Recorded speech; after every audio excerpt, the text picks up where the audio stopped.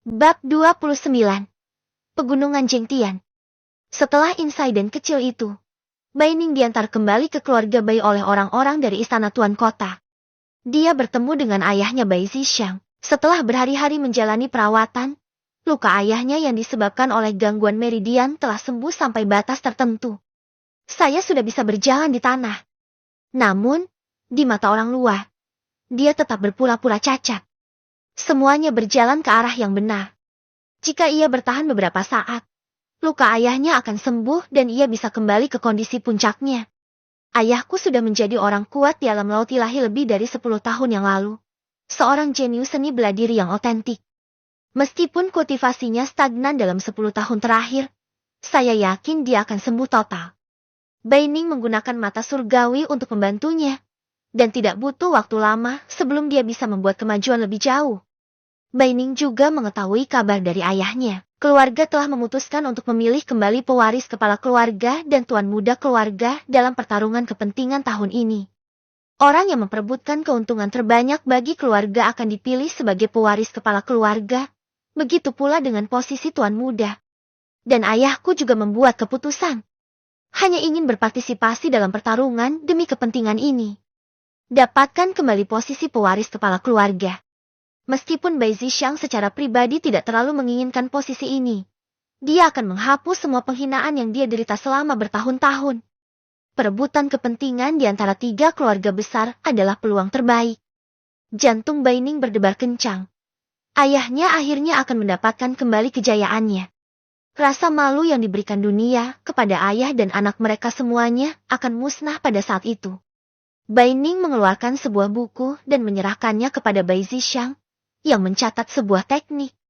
Ayah, ini adalah teknik yang telah ditingkatkan oleh masternya untukmu. Cacatnya telah diperbaiki. Dengan mempraktikkan teknik ini, kamu tidak akan lagi menderita penyakit kultivasi yang tersembunyi. Bai Ning berkata dengan sungguh-sungguh bahwa dia telah mempersiapkannya untuk ayahnya sejak lama. Setelah menanyakan keterampilan ini kepada ayahnya terakhir kali, dia menggunakan Sky Eye Barrow Spirit untuk mengoptimalkannya. Bai Ning, di sisi lain, memberikan semua pujian kepada yang disebut master. Bai Zixang mengambil buku latihan dan melihatnya sekilas. Dia tercengang. Telapak tangannya gemetar. Dia begitu familiar dengan teknik ini sehingga dia tidak perlu membaca lebih lanjut isinya. Anda dapat melihat sekilas perbedaan yang terekam dalam latihan. Dan Anda dapat merasakan bahwa setelah peningkatan, latihan ini menjadi sempurna.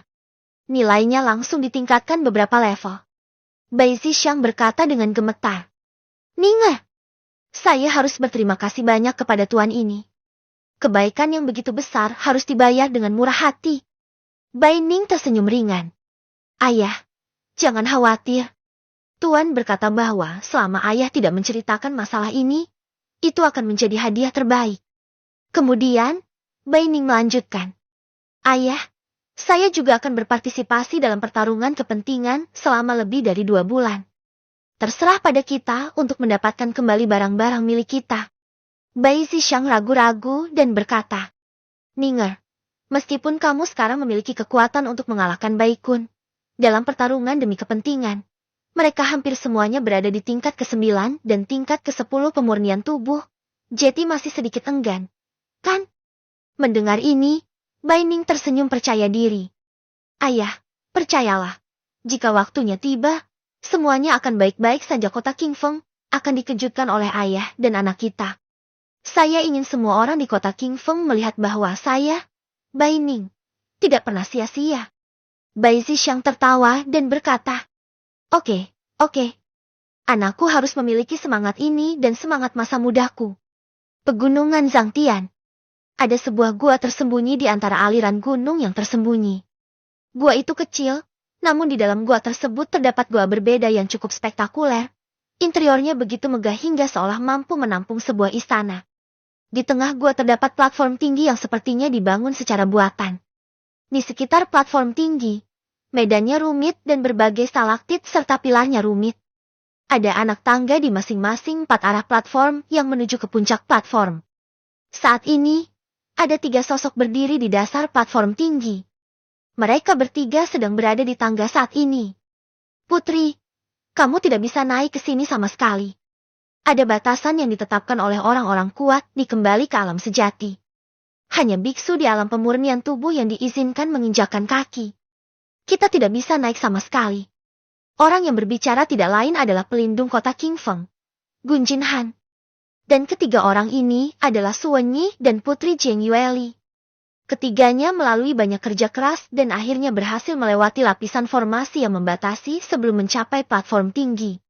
Saya awalnya berpikir bahwa selama saya secara paksa memindahkan harta karun dari atas platform tinggi, saya akan selesai. Pernahkah Anda berpikir bahwa pembatasan pada platform tinggi ini bahkan lebih menakutkan? Dan biksu yang lebih tinggi dari alam pemurnian tubuh tidak diperbolehkan menginjakan kaki di atasnya. Ketika mereka menerobos lapisan formasi di luar platform tinggi, Suwenyi dan Gu Jinhan sudah terluka dan tidak dapat lagi dengan paksa menerobos platform tinggi. Mulut Suwenyi berdarah dan dia berkata, "Nak, ini benar-benar tidak terduga. Sepertinya kita harus membuat rencana lain." Jiang Yueli melihat ke atas platform tinggi dengan sedikit keengganan dan menghela nafas. "Kakek Su, Tuan Kota Gu, ayo mundur dulu." Suwenyi dan Gu Jinhan mengangguk. Gu Jinhan berkata, "Putri, jangan berkecil hati. Mari kita kembali ke kota King Feng dulu. Kemudian kita akan mengumpulkan sekelompok junior dengan pelatihan fisik yang sangat baik untuk mendapatkan harta karun ini untuk sang putri." Jiang Yueli menghentikannya. "Tuan Kota, jangan biarkan terlalu banyak orang berpartisipasi. Jika tidak, berita akan mudah bocor. Coba saja pilih 2 atau 3 orang yang dapat diandalkan." Suwenyi setuju. Bagaimanapun, harta karun ini sangat penting, dan mereka sendiri yang menjadi sasaran. Jika berita itu bocor, mereka akan mendapat masalah. Kemudian dia berkata, "Anak tua, bukankah cucumu berada di puncak latihan tubuh tingkat 10? Menurutku dia cukup cocok." Gu Jinhan mengangguk dan berkata, "Gadis itu memang cocok, tapi dia kurang sendirian. Saya khawatir generasi muda dari keluarga besar tidak akan cocok. Lalu kita akan memilih 2 atau 3 orang dari tentara." Mendengar hal tersebut, Jiang Yueli dan Suwenyi mengangguk. Memang tidak pantas mengundang generasi muda dari keluarga lain. Mereka hanya tidak tahu apakah ada orang-orang luar biasa di ketentaraan. Kalau begitu, ayo mundur dulu dan coba kembali dengan cara yang sama seperti saat kita datang, kata Suwenyi. Dalam perjalanan ke sini, formasi di sepanjang jalan sangat membatasi sehingga dia benar-benar terluka. Namun formasi ini hanya ditujukan untuk mereka yang menguasai dunia seperti mereka. Orang yang telah membangkitkan jiwa juangnya. Jika seniman bela diri alam pemurnian tubuh datang, itu akan lebih mudah daripada mereka. Kembalilah ke kota King Feng dan minta Tuan Baik untuk merawat luka kita terlebih dahulu. Saat lukanya sudah sembuh, kita bisa membawa yang lain ke sini, kata Gu Jinhan. Setelah mengatakan itu, sekelompok orang berjalan dengan hati-hati menuju pintu masuk gua, dan melewati lapisan batasan formasi di sepanjang jalan. Pada saat beberapa orang kembali ke kota King Feng, hari ketiga sudah siang. Dalam 2 hari terakhir, karena gerbang kota ditutup lebih awal, istana penguasa kota akhirnya menangkap pembunuh lain yang mencegat dan membunuh Baining. Namun, orang di baliknya tidak ketahuan dalam jangka pendek. Jeti Gu Shuang melanjutkan. Menindaklanjuti. Dan Baining juga berhasil menembus pemurnian tubuh tingkat ke-8 sehari sebelum festival 10.000 lentera. Setelah memutuskan untuk berpartisipasi dalam pertempuran demi kepentingan 3 keluarga besar, dia secara alami berlatih lebih rajin. Pada siang hari, istana Tuan Kota mengirim seseorang untuk mengundangnya lagi, mengatakan bahwa Tuan Kota lah yang mengundangnya. Baining baru mengetahuinya setelah dia datang ke rumah Tuan Kota. Tuan Kota dan Suwenyi lah yang terluka. Tuan Kota, Suwenyi dan yang lainnya juga mengetahui dari Gu Shuang bahwa Baining dicegat dan dibunuh, dan mereka langsung marah. Perintah diberikan untuk mencari tahu dalang di balik layar. Bisa dibayangkan betapa penguasa kota, Suwenyi dan lainnya sangat mementingkan Baining.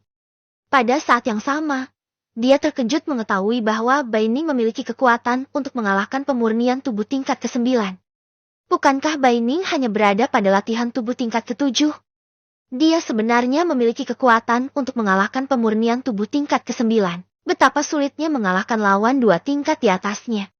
Tapi saat mereka melihat Baining, mereka kembali terkejut. Baining telah mencapai pelatihan fisik tingkat ke-8. Saya terkejut dengan semua hal yang menimpa saya satu demi satu. Tuan Bai memang orang yang luar biasa. Hanya dalam beberapa hari, dia telah menembus pemurnian tubuh tingkat ke-7 ke pemurnian tubuh tingkat ke-8. Putri Jiang Yueli berkata dengan sedikit canggung. Tuan Bai, bolehkah saya bertanya kapan Anda menembus pemurnian tubuh tingkat ke-8? Bai Ning tersenyum ringan. Pagi ini. Sungguh. Bai Ning benar-benar mengungguli yang lain dalam 2 tingkat. Tapi kecepatan kultivasi Bai Ning terlalu cepat bukan? Jiang Yueli berpikir bahwa dia sudah dianggap jenius di kalangan generasi muda. Dan dia telah mencapai tahap tengah alam Tongshuan di usia 20-an. Terlebih lagi, selama masa latihan fisiknya, dia belum pernah melihat orang yang berlatih secepat itu. Sudah berapa lama? Dalam 10 hari atau lebih, Bai Ning beralih dari pemurnian tubuh tingkat ke-6 ke pemurnian tubuh tingkat ke-8. Setelah sekian lama, Bai Ning berbicara lebih dulu. Rawat luka Tuan Kota dan Tuan Su terlebih dahulu. Baru pada saat itulah semua orang kembali sadar. Setelah Bai Ning menggunakan jarum perak untuk menyisir meridiannya, ia meresepkan 2 obat. Diperkirakan butuh 2 atau 3 hari untuk pulih.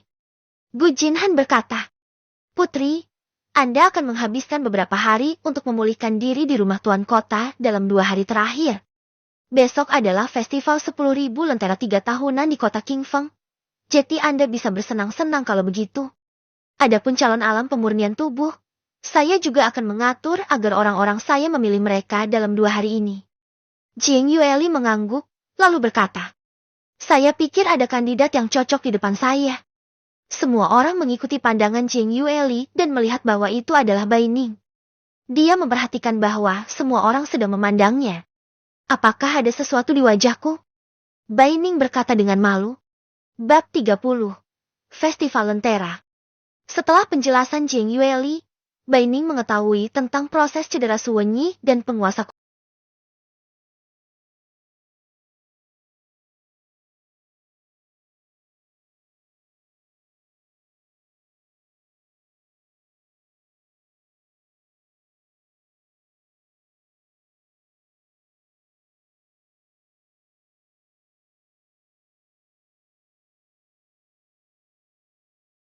Bab 30.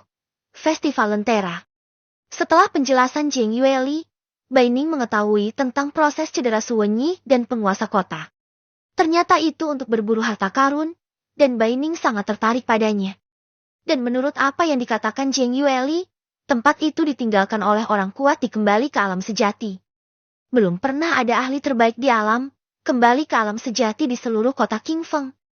Ia mampu terbang sebentar di udara. Harta yang ditinggalkan oleh orang kuat, seperti itu, pasti luar biasa. Bai Ning juga menyetujui undangan Jiang Yueli, dan memutuskan untuk pergi setelah festival 10.000 lentera, jika waktunya tiba. Keesokan harinya, kota Qingfeng berada dalam keadaan makmur. Anda dapat melihat berbagai lentera di setiap sudut kota Qingfeng. Tempat utama diadakannya festival lampion adalah sebuah danau bagian dalam di pusat kota Qingfeng. Danau ini disebut Danau Qingfeng, dan kota Qingfeng dinamai menurut Danau Qingfeng. Peristiwa akbar seperti ini hanya terjadi setiap 3 tahun sekali dan berlangsung selama 3 hari. Hal yang cukup jarang terjadi. Pada siang hari, berbagai pedagang di kota telah pergi ke Danau Qingfeng untuk menempati tempat duduk mereka, berharap akan ada bisnis yang baik dalam 3 hari ke depan. Hingga malam hari, popularitas seluruh kawasan Danau Qingfeng mencapai puncaknya. Lin Xiaoyang menemukan Bai Ning lebih awal dan mengundangnya mengunjungi Danau Qingfeng bersama. Sore harinya, ada pertemuan para junior dari kota Qingfeng. Lin Xiaoyang juga memenuhi reputasinya sebagai seorang playboy dalam perjalanannya. Hampir semua orang mengenalinya sebagai tuan muda kedua dari keluarga Lin. Sepanjang jalan, banyak orang yang mengangguk dan membungkuk padanya, dan banyak juga orang yang menyanjungnya dengan penuh semangat. Tentu saja, ini juga karena para gangster di belakang Lin Xiaoyang dan Bai Ning. Lin Xiaoyang berkata sambil tersenyum. Saudara Ning, saya tidak menyangka persahabatan Anda dengan Tuan Muda Kota begitu dalam. Bahkan Tuan Muda Kota pun terkesan karenanya. Apakah kamu memberi ekstasi pada Tuan Kota Muda? Bai Ning melirik Lin Xiaoyang. Sedikit tidak berdaya. Orang ini masih belum melakukan sesuatu dengan benar. Saat ini, Sebuah suara datang dari belakang kedua orang itu. Playboy Lin, apakah kamu merasa gatal? Beraninya kamu mengolok-olokku? Bai Ning dan Lin Xiao yang menoleh ke belakang. Para pengunjung tersebut ternyata adalah Gu Shuang, pelindung Xiao Cheng, dan seorang wanita yang sangat cantik. Tuan kota muda itu kini mengenakan pakaian kasual, dengan penampilan gagah dan suasana istimewa. Wanita cantik di sebelahnya tentu saja adalah Putri Jiang Yueli. Jiang Yueli saat ini mengenakan gaun yang sederhana dan elegan. Dia memiliki sosok yang bangga dan wajah yang mempesona. Dia anggun seperti peri. Dia secara alami memancarkan aura yang tidak wajar, seolah-olah wanita ini tidak pantas berada di sini. Penampilannya langsung menarik perhatian semua orang di sekitarnya. Mata Lin Xiao yang berbinar. Gadis siapa ini? Dia sangat mempesona. Mereka seharusnya tidak memiliki orang seperti itu di kota Qingfeng, bukan? Terlebih lagi, bahkan istri murahan Bai Ning saat ini, Ye Qingyan, lebih rendah darinya. Lin Xiao yang berkata dengan ekspresi tersanjung di wajahnya. Tuan muda kota, Anda bercanda. Saya baru saja berbicara omong kosong. Tuan muda kota, jangan dimasukkan ke dalam hati. Gu Shuang mengangkat alisnya dan mencibir. Lin Xiao yang juga tidak marah. Dia tidak bisa melampiaskan amarahnya kepada siapapun kecuali tuan muda kota, bukan? Kemudian dia bertanya. Tuan kota muda, bolehkah saya bertanya siapa orang ini? Dia sepertinya bukan kita dari kota Qingfeng. Gu Shuang menjawab. Ini adalah sepupu saya. Saya menyarankan Anda untuk jujur kepada saya dan menghormatinya. Jika Anda bertemu dengannya, saya ingin Anda terlihat baik. Saat dia berbicara, dia sepertinya melirik ke arah Bai Ning. Bai Ning mengerti dan tidak ingin mengungkapkan identitas sang putri. Lin Xiao yang tertawa dan berkata, Tuan muda kota, Anda terlalu meremehkan saya. Apakah saya orang seperti itu? Anda? Gu Shuang memblokir Lin Xiao yang membuat Lin Xiao yang sangat malu, dan reputasinya juga tidak terlihat bagus. Kemudian, Lin Xiao yang berbisik di telinga Bai Ning. Saudara Ning, apa kabar? Apakah Anda ingin saya membantu Anda berlindung? Mungkin akan ada kesempatan. Bai Ning memutar matanya ke arahnya. Lin Xiao yang akan sangat ketakutan jika mengetahui identitas Jiang Yueli. Kamu sangat berani. Kamu berani memanfaatkan sang putri. Halo Nona, nama saya Lin Xiaoyang, anak dari keluarga Lin di kota Qingfeng. Apakah Anda tahu nama gadis itu? Lin Xiao yang bertingkah seperti tuan muda dari keluarga kaya. Bai Ning hanya merasa lucu di hatinya. Dia benar-benar mencari kematian. Jiang Yueli tersenyum tipis. Tuan Lin, nama saya Liue. Jiang Yueli tersenyum seperti angin musim semi bertiup di wajahnya. Dan orang-orang di sekitarnya tampak sedikit mabuk. Kemudian, Jiang Yueli menghampiri Bai Ning dan berkata, Tuan Bai, bisakah kita mengunjungi taman bersama?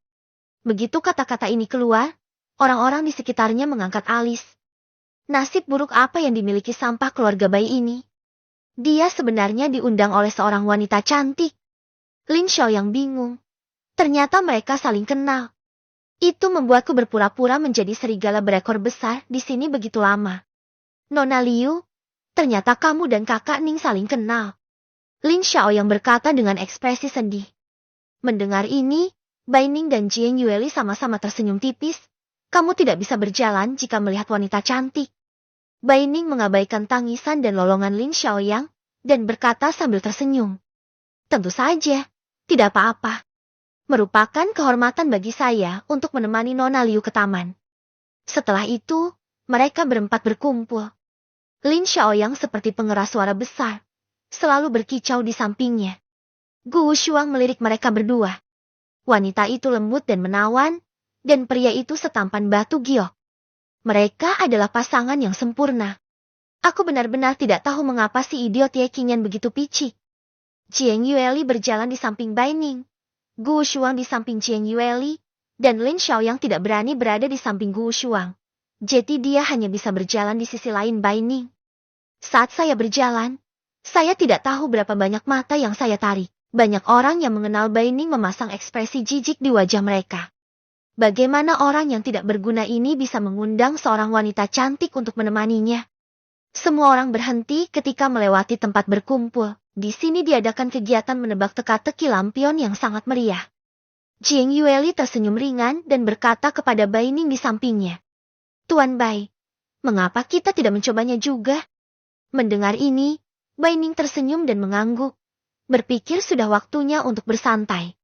Saya melihat rangkaian kata-kata yang tertulis di untaian lampion yang digantung oleh pemilik warung. Semuanya merupakan teka-teki lampion sederhana. Bai Ning melihatnya sekilas dengan kasar. Tapi dia memiliki semua jawabannya di dalam hatinya. Misalnya, salah satu teka-tekinya adalah, bagaimana wanita pintar bisa memasak makanan enak? Seperti kata pepatah, wanita pandai tidak bisa memasak tanpa bahan, sehingga wajar saja ia membutuhkan bahan yang diartikan dengan. Atau mungkin ada wanita cantik di timur. Jawaban dari misteri tersebut adalah kata yang artinya keindahan yang anggun. Hal-hal seperti ini seharusnya tidak terlalu sederhana bagi Bai Ning sekarang. Selama periode waktu ini, Bai Ning memiliki terlalu banyak buku lain-lain yang disalin ke dalam pikirannya. Memecahkan teka-teki lentera yang sepele ini sangatlah mudah. Saat ini, Jiang Yueli bertanya dengan ringan. Tuan Bai, saya melihat di wajah Anda bahwa Anda tampaknya memahami semua yang ada di hati Anda. Saya ingin tahu apakah Anda dapat menjernihkan kebingungan Liyue.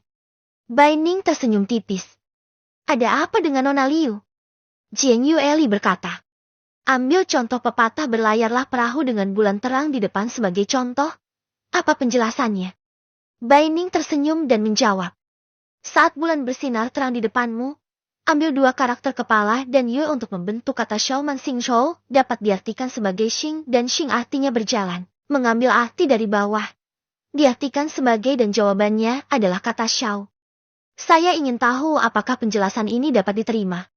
Jiang Yueli tersenyum tipis dan mengangguk. Solusi ini sangat menghibur. Belakangan, pemilik warung mengungkap jawaban dari misteri tersebut, dan ternyata itu adalah kata Shao. Jiang Yueli berkata, saya tidak menyangka bahwa Tuan Bai tidak hanya memiliki keterampilan medis yang hebat, tetapi juga memiliki pengetahuan yang mendalam tentang menulis. Bai Ning melambaikan tangannya dan berkata, itu hanya sebuah jejak, tidak layak untuk disebutkan. Gu Shuang dan Lin Xiaoyang di sampingnya merasa jijik padanya. Mereka benar-benar berpura-pura melakukannya untuknya. Hanya saja di antara mereka berdua, yang satu penuh urusan kemiliteran dan yang satu lagi anak hilang. Bagaimana bisa mereka terlibat dalam hal seperti itu? Haha, kamu pecundang. Kamu mungkin hanya bersenang-senang sedikit. Suara yang sangat keras terdengar. Semua orang mendengar ini dan pergi. Saya melihat seorang pemuda berjalan ke arah saya. Diikuti oleh sekelompok anak muda yang seumuran. Ekspresi Bai Ning dan yang lainnya menjadi gelap. Ternyata ini adalah hal yang tidak wajar. Keluarga Ye Ziheng. Putra dari majikan kedua keluarga Ye dan sepupu Ye Qingyan. Dia juga seorang bajingan dan bisa dianggap sebagai raja iblis. Berbeda dengan Lin Xiaoyang. Pria ini kejam, playboy murni, dan sombong. Pupil Bai Ning bersinar dengan cahaya perak pada saat ini. Dia tahu bahwa dia berada di pemurnian tubuh tingkat 9 dan memiliki semangat Juanglang merah kelas 5, yang 2 tingkat lebih rendah dari Ye Qingyan. Ye Ziheng melangkah maju dengan langkah sembrono. Ye Ziheng memperhatikan Gu Shuang, manajer Xiao Cheng, saat ini, dan juga tercengang. Tetapi dia tidak panik, dan dia tidak menyinggung siapapun. Kemudian dia memperhatikan Jiang Yueli, yang memiliki temperamen luar biasa di samping Bai Ning. Lin Xiao yang berkata dengan marah. Kamu bajingan Ye. Jaga kebersihan mulutmu untukku. Apakah saudara Ning adalah seseorang yang bisa kamu fitnah? Ye Ziheng sepertinya tidak mendengar kata-kata Lin Xiaoyang, dan bersikap sopan kepada Gu Shuang terlebih dahulu. Kemudian dia menoleh dan menatap Lin Xiaoyang, dengan mata menghina dan berkata, kamu benar-benar tertawa sampai mati. Kapan kamu, Lin Xiaoyang, mengenali saudara yang tidak berguna seperti itu? Apakah kamu tidak takut ditertawakan? Ye Ziheng tetap sombong dan sinis seperti biasanya. Lin Xiaoyang sangat marah. Kamu bajingan, hentikan kentutmu. Siapa kamu? Keluar dari sini. Ye Zih mencibir. Apa? Bukankah dia sia-sia? Aku benar-benar tidak tahu apa yang dipikirkan pamanku. Dia akan membiarkan sepupunya menikah dengan orang yang sia-sia. Benar-benar konyol. Kemudian, Ye Ziheng menoleh untuk melihat wanita yang bahkan lebih mempesona dari sepupunya. Dia berkata, "Nona, mengapa Anda harus bepergian dengan sampah seperti ini? Saya ingin menemani Anda dalam perjalanan malam ke Danau Qingfeng." Bagaimana? Jiang Yueli mengabaikannya. Dia adalah seorang putri, dan seorang anak dari keluarga bangsawan seperti Lin Ziheng tidak dapat menarik perhatiannya. Bai Ning selalu memperlakukannya dengan mata dingin, tidak ingin memperhatikan hal yang merusak pemandangan itu. Gu Wushuang berbicara, sedikit marah dan berkata, "Ye Ziheng, berhenti menggonggong di sini dan segera menghilang. Apakah kamu dapat menyinggung sepupuku dan Bai Ning?" Melihat Gu Wushuang berbicara, Ye Ziheng sedikit menahan diri. Tak disangka, wanita ini ternyata adalah sepupu Gu Wushuang. Segera, Ye Ziheng membuat pengakuan dengan ekspresi wajahnya yang sulit diatur. Melihat Bai Ning, dia berkata, "Sepupu saya sekarang berada di tingkat ke-10 pemurnian tubuh, hanya satu langkah lagi untuk menerobos ke alam laut ilahi, dan telah diterima sebagai murid langsung oleh Master Puncak Sekte Janwu. Saat itu, dia akan kembali untuk memutuskan pertunangan konyol ini, dan kemudian kalian berdua ayah dan anak yang tidak berguna akan menjadi bahan tertawaan terbesar di kota Qingfeng dalam 1 abad terakhir." Hahaha. Ye Ziheng pergi sambil tersenyum penuh sarkasme. Bai Ning tersenyum dan tidak berkata apa-apa lagi. Ternyata dia akan memasuki alam laut ilahi, dan dia benar-benar gadis cantik dari surga. Tapi jangan terlalu senang terlalu dini. Suatu hari nanti, surat cerai itu akan diserahkan kepadamu Ye Qingyan di depan semua orang. Jiang Yueli dan yang lainnya memandang Bai Ning dengan ekspresi rumit. Mereka semua tahu tentang masalah Bai Ning. Bagaimana orang luar biasa bisa mengalami hal seperti itu sungguh membingungkan. Bai Ning melirik mereka bertiga dan berkata sambil tersenyum, "Mengapa semua orang menatapku seperti ini? Mengapa kamu harus mengingat kata-kata badut seperti itu? Dan apa yang dia katakan tidak mungkin menjadi kenyataan. Saya harus mengirimkan surat cerai kepada Sekte Janwu." Bab 31. 3 Pahlawan Qingfeng.